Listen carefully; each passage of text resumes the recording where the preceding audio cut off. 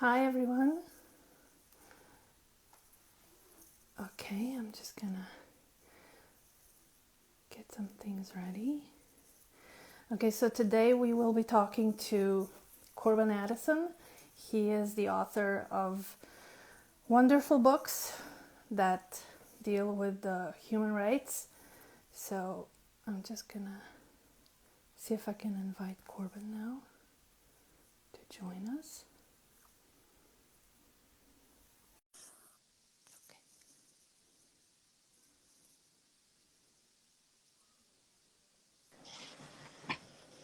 Hi Corban. Hey, how are you? Hi, I'm fine. How are you? Excellent. Can you hear me okay? Yeah, I can hear you perfectly. Excellent. So how are things on your end of the world right now? Well, we were actually getting some early spring weather despite the fact that it's February, so it's been cold for a number of weeks, but we've gotten some nice weather. So it was good. I actually got to go outside and have lunch with a friend at a restaurant for the first time in the last 2 months. Wow. So That yeah, sounds so special right now, right? I know it does. It does. It was great. I mean, we were outside and just enjoying the fine weather. So, how are you? Where exactly are you? I'm in Slovenia. We Okay. are near Italy in Europe. Hmm. Oh yeah, And yeah, we're in a lockdown. So it's been this way completely. for, I mean, not completely, but restaurants are completely off the table for now. So yeah. Okay. Okay. Yeah. Where in So Slovenia? in the central Slovenia, in the capital city. Uh, So uh, Ljubljana, is Ljubljana. that right? Yeah. Yeah, very Yes. good. I've been there before, actually. You have. I had I no have. idea. Yeah, I loved it. It was absolutely beautiful. Well, you should definitely come back when things are better. Yeah. I told my kids that it was like a little mountain kingdom, and I mean, it just has that feeling. It does, yeah, it does. And you can actually see the mountains from the capital. I think someone said that the only other place in Europe you can do that is in Zurich. I think Okay. something like that. Yeah. Yeah, that sounds right. That sounds right. So anyway, I just wanted to thank you to take the time for taking the time to talk to me today, to answer some Absolutely. questions. Wonderful. So I really appreciate it. So I'd like to basically start off by perhaps asking you, for those who don't know you that well, how you got into writing, because I know you're a lawyer and an engineer by training. So how did you get into the art of fiction?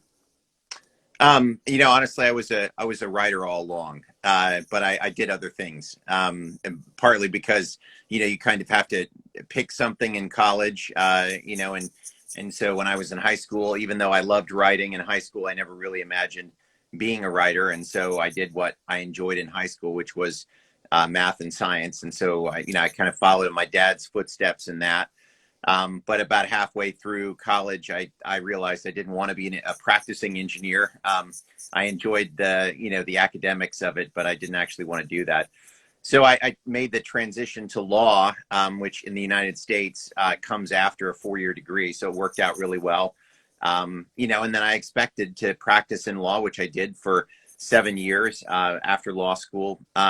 Meanwhile, I was developing my passion for writing, for storytelling, and always hoping and dreaming, recognizing the unlikeliness of it, but always hoping that I'd get a chance to get a book published and, in the longest of long shots, actually get to make a living as a writer. So I was very fortunate to be able to, get kind of launched out of, obscurity with A Walk Across the Sun, which did really well in a lot of places around the world. And opened the door for me to write other books, which has been what I've been doing for the past 10 years.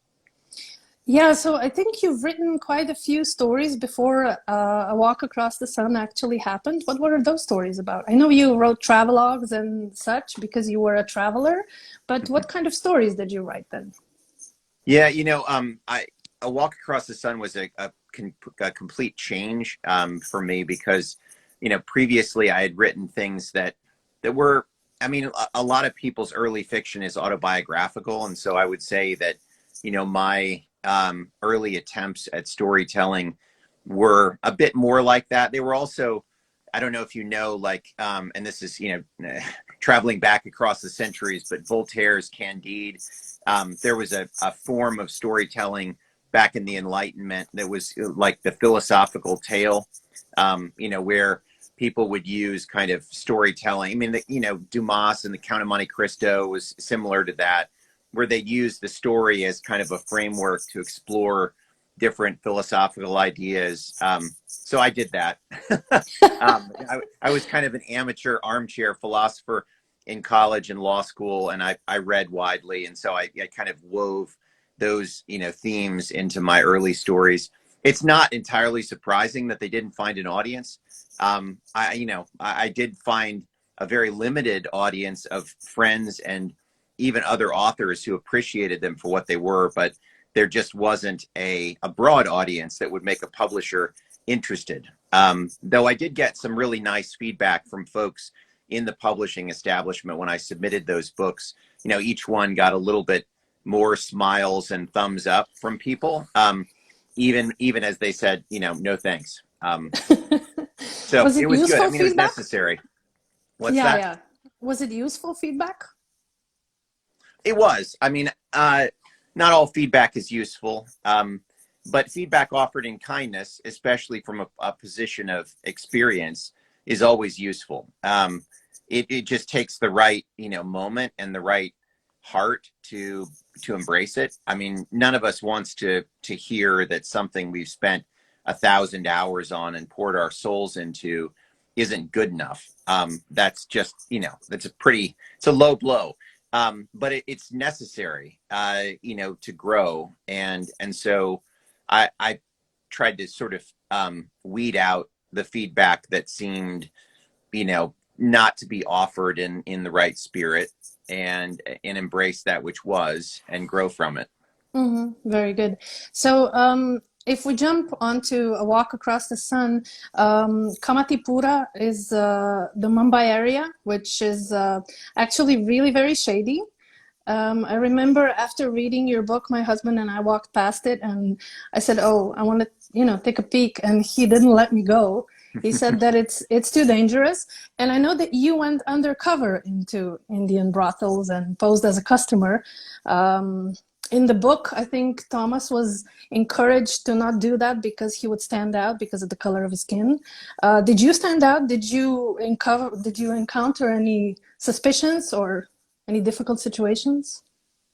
Yeah, I mean, that was definitely drawn directly from my experience. I mean, I was the only white person in anywhere in that area, in the restaurants, outside that area, it's all Indians.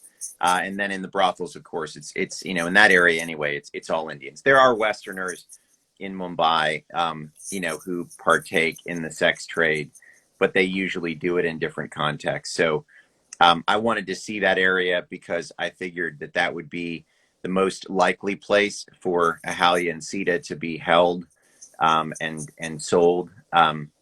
And so I didn't want to put them in the cages, some of the worst areas, where girls and young women are exploited many, many times a night, in beds that are basically separated by a partition of just a hanging drape or a sheet, in a large room. I didn't want them to do that. I wanted to put them in a welcome brothel, which was a little bit, it's not high end, it's not escorts, but a little bit, a little bit less seedy.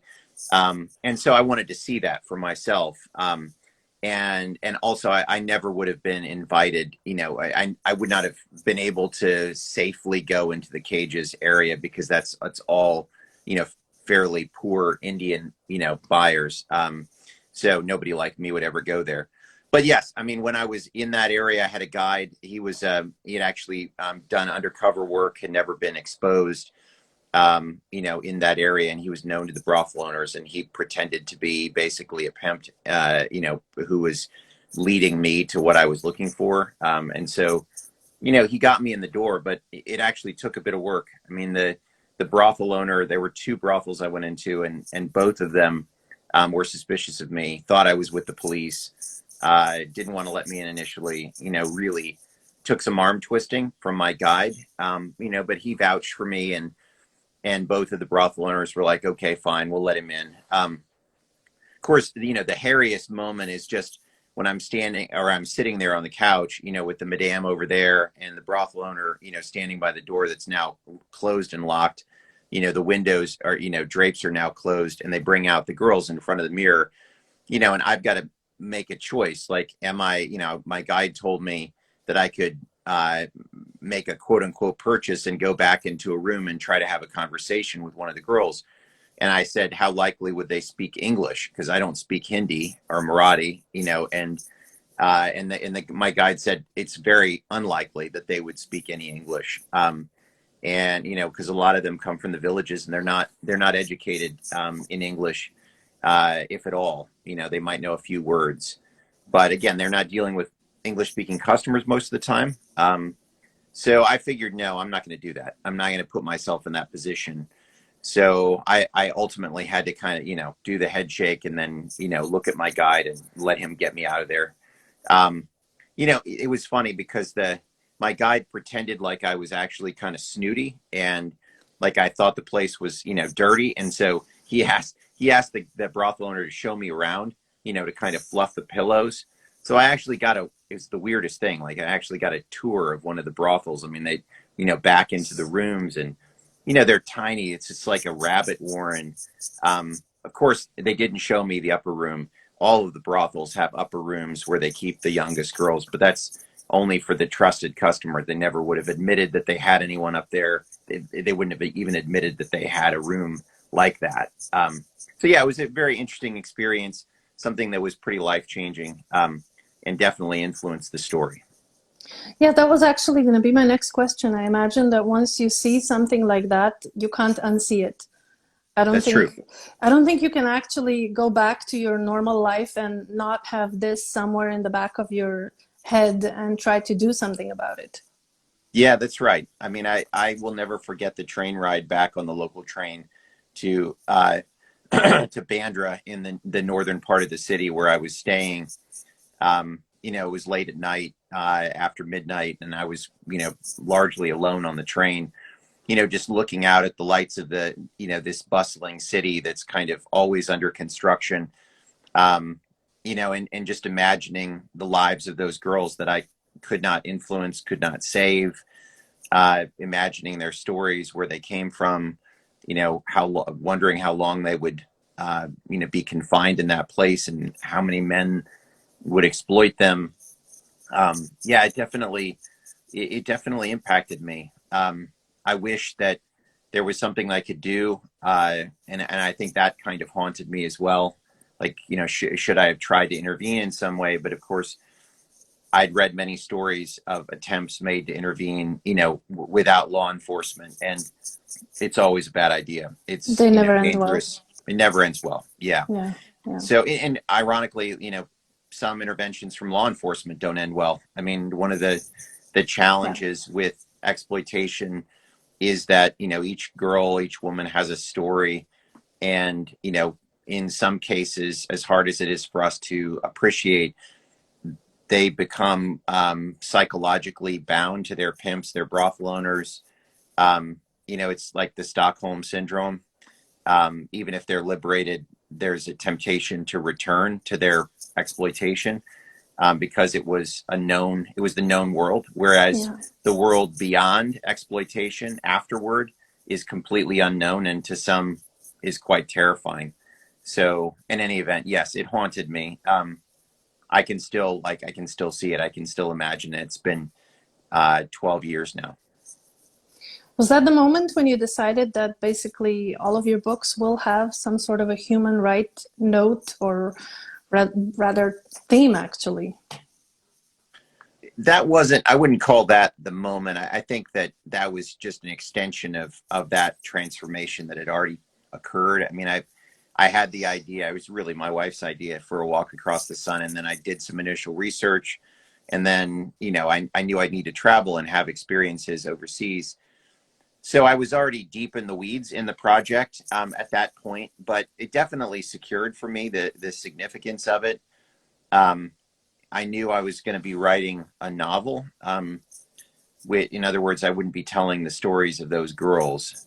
I'd be telling a story, a composite story of my own. But seeing those faces and experiencing through empathy their fear, their the horror of their exploitation, it definitely cemented for me the importance of the mission that I was on, which was to give voice to those who, because of their circumstances, had been deprived of a voice. So yeah, I would definitely say that A Walk Across the Sun, that experience, opened my eyes to the possibility of writing these sorts of stories going forward. So how did you then decide on your other topics? Like, how did you move to Africa and to gender-based violence? Where did that inspiration come from? Did something happen to trigger it? We had friends who were actually going to Zambia to do work with kids with intellectual disabilities, and I remember listening to them give a talk at our church, actually, about that. Moving to Lusaka and doing that work. And both my wife and I actually looked at each other in the car on the drive home and thought, and actually said, both of us independently had thought that that could be the central topic of another book. So I held that in abeyance. I mean, I wasn't ready for another story at that point, but I'm always kind of, my heart is always open to the possibility of what's next. And so, I kind of held on to it, put a pin in it, came back to it later when I needed another story. And, one thing led to another and some other doors opened. Thankfully, I had some connections already in Zambia that I didn't know I had, through friends, through my literary agent, and also through the International Justice Mission, which was an organization that I had done research with in India, in Mumbai. They also had an office in Lusaka doing work on both land restoration and child sexual assault. So, it was fortunate. It just worked out. I mean, what an odd and random place in the world, to suddenly find that I have friends. But, it's always kind of, stories have found me in that way. In some ways, I've often said that the stories I've written have often chosen me. Mm-hmm. It's not like I had a menagerie of options and said, oh, I think I'm going to go with this because of what I ate this morning for breakfast. Yeah. It's always much more been kind of, it's felt kind of fateful in some ways, kind of providential, like I'm led to things, and then the way is made, the door opens for me to tell that story. Yeah, but it's really kind of difficult wrapping up all of these important writings and messages into one short chat. But I did want to ask you, I know that you've met victims of violations of human rights. Have you also met the perpetrators? I have. I was, well, obviously, like I said, in the brothels, I didn't get to sit down with the brothel owners. They obviously thought that I was a customer, but I heard stories, from my guide that evening, and then afterward, about men like that. I did meet a trafficker in the United States. Actually, he had gone to prison for quite a while, and then turned his life around. And he had come out of really just abject poverty in the hood, if you will, in an Eastern American city, and had become a spokesperson in the anti-trafficking movement, with the goal of educating people like me, educating nonprofit workers, educating people who are working with victims, and also in criminal justice, to make sure that we understood the mentality of the trafficker and how it is that they are so successful in luring unsuspecting girls and boys as well, into this life, which no one chooses. I mean, I think it's there. I think the statistic, and it's hard to say because obviously it's all underground, but it's something like 8 or 9 in 10 people in prostitution did not choose it and would love to get out of it. The small percentage of people who do make a kind of voluntary choice are always doing it for the money, and they're usually the ones who can have the privilege of kind of defining their own clientele, usually through the internet, and they often are the ones who are bringing in more money, and they can be their own pimp, if you will. I mean, they can sell themselves through the internet. So virtually everyone otherwise is unwilling and being exploited in one way or another. The exploitation usually rises out of vulnerability. So yes, I found the talk that I had with him fascinating, and I was grateful that that he had chosen to be a voice for traffickers, not to create any kind of sympathy, but rather so that we understood, how it is that they do what they do, so that we can be better at countering that. Yeah, totally. Tears of Dark Water talk about, well, pirate kidnappings. How did you research that from the point of view of, well, the Somali pirates? Well, that book was wild. The research I I did imagine was that is was one of the probably. most dangerous ones, actually. Yeah, Yeah. and it's something that, once it was done, I looked back on it and thought, I'm kind of amazed that all came together, and I'm not sure I would ever do it again. Although it's funny, my kids have asked, Dad, would you ever go back to Somalia? And I've always said absolutely, but it would have to be under the right conditions, and so I'm not I'm not going back anytime soon. Um, but yes, it definitely was a wild odyssey. And so I had to get in with the U.S. Navy, which was, thankfully I had some contacts in the U.S. government that thought that what I was trying to do was worthwhile. And so they put me in touch with the right people at the Navy. And the Navy has a long history of inviting journalists in so they can tell the story accurately, which I really respect. I mean, I think that's actually one of the greatest examples of, honesty in storytelling, is when somebody says, look, I want you to see the truth, and I'm not going to tell you what to say. I just want you to see the truth so you can tell it faithfully. So the Navy was, fantastic. They hosted me in the Arabian Sea, and I was able to land on an aircraft carrier, and spend a night on the carrier, and then go over to the Gettysburg. So I actually used the real ships in my story that I was on, the Truman and the Gettysburg. Got to sit down in the captain's cabin with the Gettysburg full captain and ask him, what would happen in a piracy scenario if you had a team of Navy SEALs land on this ship, and if you were, the point, in the anti-piracy effort, how would you interact with the Navy's the SEAL team captain? And like, he gave me 2 hours. He just sat in the cabin and answered my questions. I mean, it's pretty wild. They treated me like a distinguished visitor, as if I was, somebody far more famous, which was really amazing. And I will never forget their hospitality. And then after that, I did go to Somalia. I was able to go there with a journalist who'd been there before, to Mogadishu, or Moog as they call it. And I stayed on the base. That's where everybody like me stays, because it's the safest place in Mogadishu.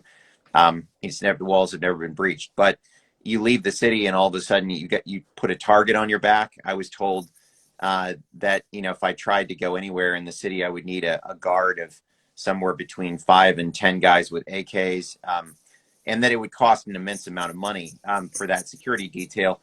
And there was always the question of, like, would they actually put their, for money, would they put their life on the line for me? Or if we were attacked, would they just hand me over Yeah, yeah. in order to save their lives? So actually, and that's been a problem in Somalia, security details that have basically been co-opted by the kidnappers. So I wanted to go to Somalia, both to experience it there for a brief period. I only stayed 3 days. You don't want to go for very long as a white person in Mogadishu, but I wanted to go because Hawa Abdi, who's now the late Hawa Abdi, but she's a humanitarian par excellence, an incredible woman. I think, was it Vanity Fair or Esquire called her part Rambo and part Mother Teresa. She's just an incredible humanitarian, a woman who had given her life to help her people in the midst of this war zone. And she has this hospital that she built on her family's land about 30 kilometers west of the city. And so I asked around, I was like, how do I get out to Hawa Abdi's village? and everyone said, you don't go there. You don't leave the city. I mean, if you leave the city, the Shabab will find out about it, and you'll have about 45 minutes before they come after you. And so, but and maybe again, this was a little bit insane, but I was like, I really, like, I came all this way. I don't want to leave without meeting her. And so I had gotten her phone number, her daughter's phone number, while I was in Kenya, which is always the launching point for short trips to Mogadishu. And so I called her daughter up, and her daughter was like, look, we would love to have you here, but you have to provide your own security. And she said, and your visit's going to have to be brief. I mean, it's going to have to be really short. And so a friend of mine, my journalist friend, actually said, why don't you go over and talk to the Amazon military, which is basically, keeping the peace in the city. And sometimes, they'll give a journalist a convoy. So I went over and spoke to them, and it turns out, I met this beautiful Somali Kenyan girl who was their communications person, and she spoke flawless English and had nothing else to do, apparently. And so she was like, sure, let me see what I can do. So, she's like, calls me up later that afternoon and says, I've got a convoy for you at 9 a.m. You just need to be at the motor park. And they'll take you out to How Abdi Village. By the way, I'm going to come along because I've never been there. so I had she was my translator and went along with me. And I've got these pictures of me, in body armor and, with the bulletproof helmet and all this stuff and the goggles and, climbing up into this armored personnel carrier and driving out of Mogadishu to How Abdi's place. That was unforgettable. Much like the brothel tour. These are places that very few people get to see. And I felt like, look, if I wanted to write an authentic story, I needed to see them if I could find a way to get there. And again, fortunately, I found the right people who let me in, and I was able to see those things and meet those folks.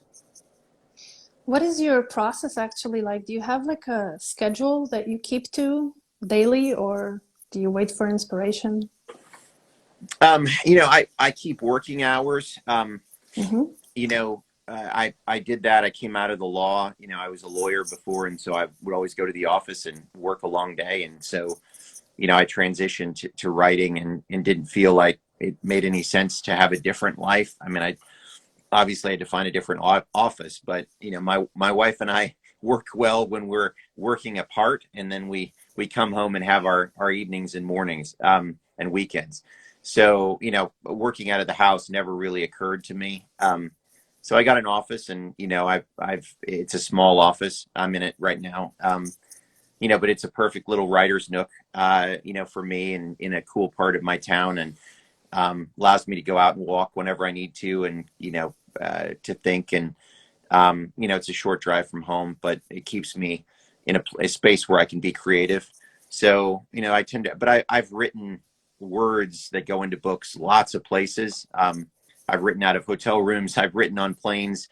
I've written in far off places. And so my process is workmanlike in the sense that, like, if I'm researching, I'm focused on researching. If I'm writing, I'm writing 8 hours, and if I take breaks, obviously. But some days I've written 10 hours or 12 hours. It's exhausting. But when I'm in the stream of inspiration, I don't turn off the faucet, if you will, until I have to go to bed. Which can be annoying to my family because, once I'm in a story, I never really leave it until it's done. And that can be frustrating for people Mm-hmm. who are not in the story. They're Yeah. like, where are you right now? I'm sitting at my dining room table with my family, and they're like, you're drifting, you're somewhere else. And I'm like, yeah, sorry, I'm wherever I am in the story. Let me come back to earth, come back to real life. Yeah. Yeah. But yeah, I've always found it to be necessary to kind of keep normal hours, in order to make progress. And that's enabled me to write quickly. I mean, it's enabled me to be focused. I'm fortunate, I've not, I've made my living as a writer for the last 10 years. And, while it's definitely not been an easy road, I've been fortunate not to have like another job that I have to go to that I have to kind of, segment my brain. This half is the writing brain and this half is whatever else. Yeah, totally.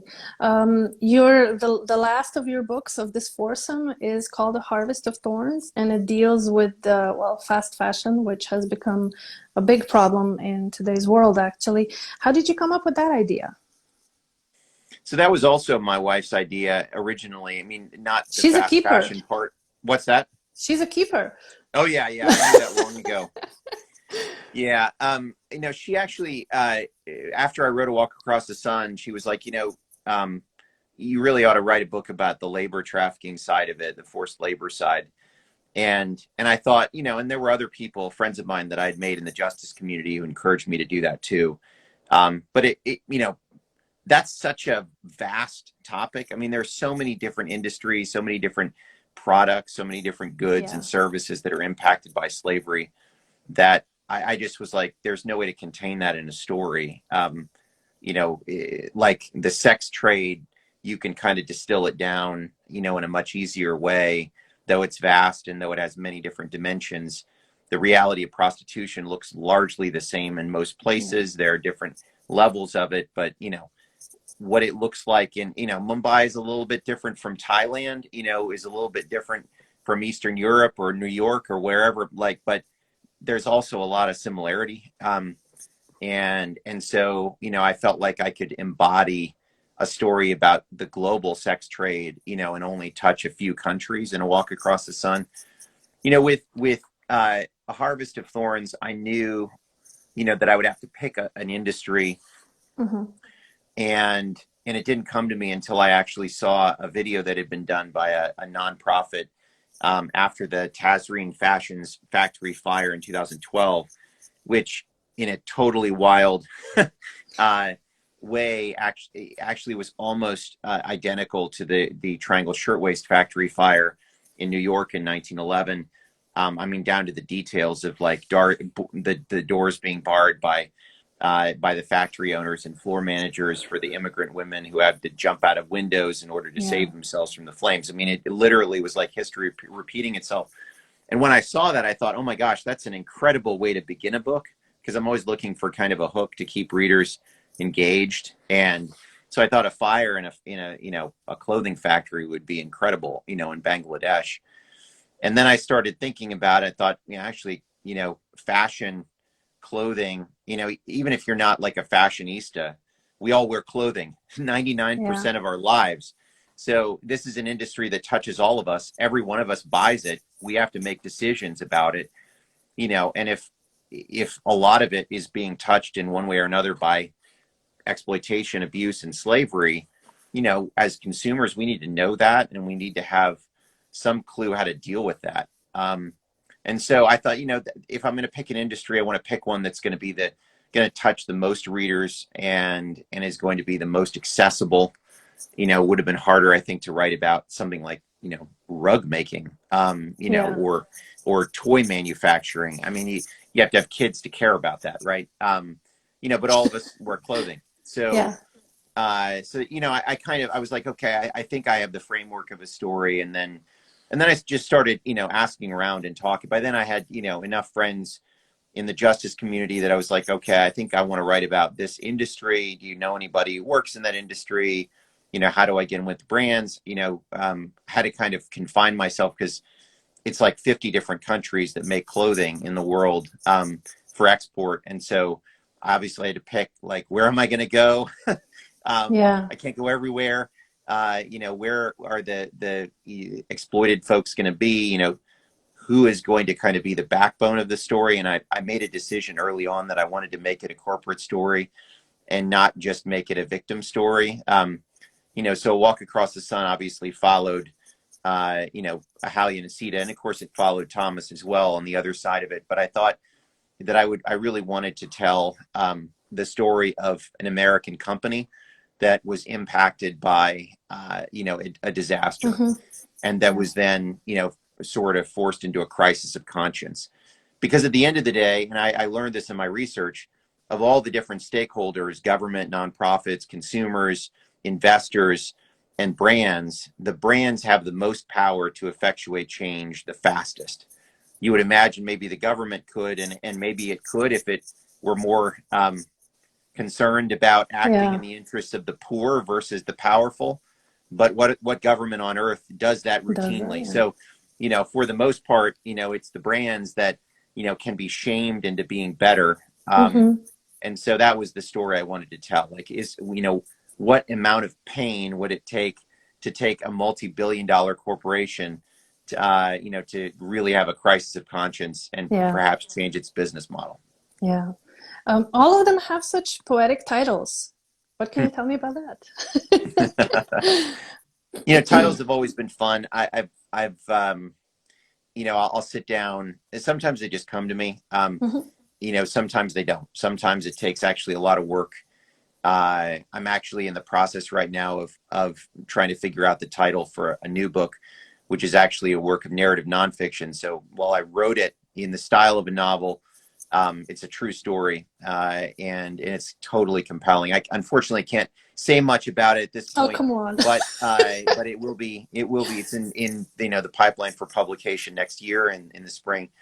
Hopefully, it'll make its way to Hmm. Slovenia. I'm Hopefully. not sure, but nevertheless, like this has been a little bit more of a thorny process, simply because the title that I came in with to the publisher was not one that they immediately loved.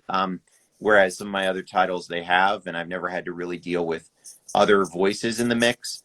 So, it's definitely been interesting, but thankfully publishers are really, the ones I've worked with anyway, are really author centered and want me to make, they want to make sure that the title that we use, I love as much as they do. Yeah. So yeah, it's a work sometimes, not just pure inspiration, unfortunately. I know you've zigzagged across the world with your research as well. How much is that much more difficult now, I imagine? Yeah, I mean, fortunately, this book that I just was speaking about that I can't say much about, but I actually was an American story, an all-American story, and I finished the research right before COVID hit. So I was Wow. very, very fortunate that, I was on the road, something like, for almost 5 months straight, with trips back home, obviously, but I was doing intense road research, travel research, and until the fall of 2019, until it was like late November, my last trip before Christmas, and then of course early 2020, COVID hits, and Yeah. fortunately, I spent pretty much the entire 6 months of sort of intense lockdown, in Virginia writing. So I was fortunate not to really have to go anywhere. I mean, I had phone calls, Yeah. follow up research that I did, but that was all remote. So yeah, I've not actually had. I'm looking right now at a new project and trying to figure out how that's going to look. I mean, thankfully, vaccinations are happening, and hopefully by the time I'm deep in the weeds of research, I'll be able to do it without it being quite so intense. And things are off limits in this way. So yeah, I kind of dodged a bullet. I Yeah, was very not much. planning a long trip, right, for COVID time. Yeah. So when can we look forward to this new book that is yet to have a title? Yeah, so spring 2020 right now. That is the publication 2021, timeline you I've mean? got. Sorry. Spring Okay. 2022. 2022. Um, Okay. yeah, spring 2022. So yeah, that's the current timeline. But of course, these things are always in flux. It depends on lists and things that are out of my control. Yeah. But yeah, I loved my time in Ljubljana, and the drive that I took. I was actually driving from, let's see, I was coming from the south, so coming from Serbia, and Hmm. heading west toward Croatia, and spent a night in Ljubljana and wandered around the city and thought, man, this is a fantastic place. Why have I not heard more about this place? Well, now you really have to come back and, Yes, see it in all exactly. its glory. Yes. Okay, so my final question would be, I know that there's a line in A Walk Across the Sun that evil prevails where good people do nothing. And I think there's also someone who says that someone once asked Mother Teresa how she dealt with all the world poverty. And she said, you do what's in front of you. So what is it that we can do, or are there any organizations that you would support, that you would encourage people to look into, that they can educate themselves or help in any way? Yeah, look, I mean, I write books for the purpose of helping people connect with injustice that they otherwise might not know about, might not appreciate, but that does in fact touch all of our lives. You know, the great question, I mean, you just asked the hardest question to answer, which is what do we do next? And I'll just answer it, you know, with my own personal story. I mean, my wife and I watched a film about human trafficking. It was a feature film, so you know, Hollywood production, back in 2008, and you know, that was the first time we really engaged with that issue. We'd heard about it, but it was not personal to us. And you know, after watching that and engaging with the reality of it, we asked the same question, like, what do we do? You know, we're not in a position to give a lot of money. Some people are, and if you are, you know, by all means, think about using your resources in a way that will benefit the world and free, you know, the exploited and the vulnerable. But if you're not, like most of us, you know, if you're just, you know, just a person in the world, the answer might not be immediately obvious.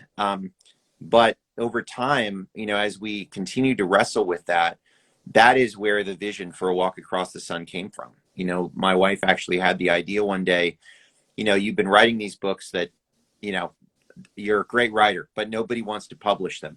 Maybe you could write something, you know, about injustice. Maybe you could take your passion for the law, you know, and write a book about, you know, human trafficking that might, you know, influence readers and open their eyes in the same way that this film did for us.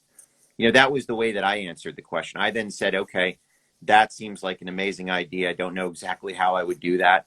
But I'm going to say yes. I'm going to start opening my mouth and asking around and seeing if there's a way to make that happen. You know, I've had people read my books and go on to start nonprofits because they're in a space where they can do that. I've had young people, you know, change their career path and say, you know, I actually want to go now and get a graduate degree in criminal justice and work in, you know, anti-trafficking. Or I've had young lawyers come to me and say, you know, I'd like to engage with IJM, you know, the group that I did work with, you know, and in fact, I had one girl recently, you know, came to me after reading one of my books and doing a Skype with her book club. You know, she was making a really critical decision about what she was going to do with her law degree and where she was going to go. And the door opened for her to go to Africa and work in Ghana with IJM's office there. And she was struggling because she was like, you know, I'm not sure that that's the right path for me. I don't know what lies beyond that, you know, but I was able to advise her and just say, look, in my mind, like, this is a gift. I mean, you're going to be changed by that year that you're going to spend there. It's going to sensitize you to injustice in a way that working in, you know, the Justice Department in Washington, D.C. would not. I don't know what lies beyond it, you know, but it sure seems like this is a door that's open. So you should walk through it, you know, and find out what lies on the other side. I mean, I think that's true for all of us. So one thing that, you know, I encourage people with A Harvest of Thorns, you know, is it's harder with the, you know, Somalia, but it's much easier with clothing. It's like, you know, we make decisions every day or every month, you know, about what we buy and who we support, and we vote effectively with our wallets. You know, let's cast smart votes. Let's think, you know, about what we're buying before we buy it. Let's not support, you know, companies like Zara, you know, that right now at least are just churning out fast fashion on the backs of the poor. You know, let's be more sort of intentional about buying things that are quality, you know, maybe spending a little bit more and buying less in order to buy things we love, but also buy from brands we can trust. You know, those are choices that we all make, right? We're all consumers. And, you know, you make choices in Slovenia the same way we make choices in the United States and everywhere around the world. So, you know, let's be conscientious consumers. Let's support good brands, the best of our ability, No, but no brand is perfect, but we can certainly choose to support those that are better and not Mm-hmm. support those that are worse. So those are all things that, but I think walking, I think living awake is probably the thing that I would say, that I encourage people more than anything. It's like Mm-hmm. most of us, we live in a world in which we don't see a lot of the injustice around us because it's made invisible. It's made invisible maybe because it's criminal. It's made invisible maybe because, there are big companies that have an interest in keeping us in the dark so that we keep buying their products sight unseen. Let's not stay asleep. Whatever it takes to wake ourselves up and to stay awake and to live conscientious lives. I think that's the best we can do. Thank you so much. You're Thank welcome. you so much, Corban, for all of your time and for all the questions that you've answered. I also hope that I'll get to see you in Ljubljana for some coffee when you come next. That'd be fantastic. And good luck with the new book. I can't wait to hear the title now. I'm really excited Absolutely. to know the title now. So good luck Definitely. with everything and stay well, be well. And I hope to talk to you again soon about your new book. Absolutely. Thanks so much for your time. Take care. Thank you. You too. Bye All bye. right. Bye.